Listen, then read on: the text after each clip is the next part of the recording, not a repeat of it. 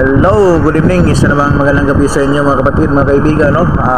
Ngayon ang ating episode ay isang sumusikat noon sa early 80s, so, sa Hollywood, isang batang martial arts na isang American Filipino martial artist. Tingnan natin kung sino siya. Dito lang yan sa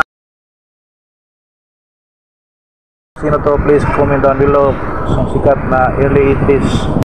Yes, idol ko itong bata to, yung kabataan ko kasi no, mahilig siya sa siguro isa siyang Chinese, hindi, isa talaga siyang Filipino-American martial artist.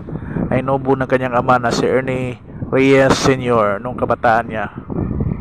Kala ko talaga ay anak siya ni Buloyong, no? Medyo kahawig, maliit yung mukha niya, tingnan niyo.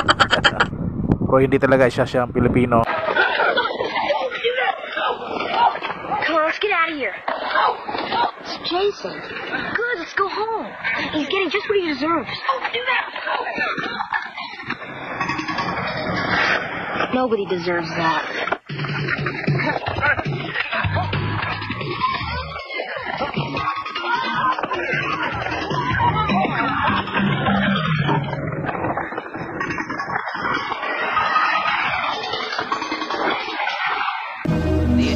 You holding out? Hey, Jim, let's get out of here. Wait. Got you holding out?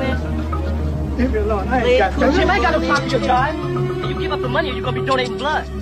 Don't hurt him. He's an old man.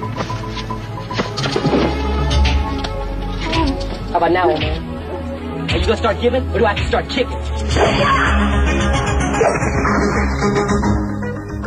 Why are you doing this? I don't want to hurt you.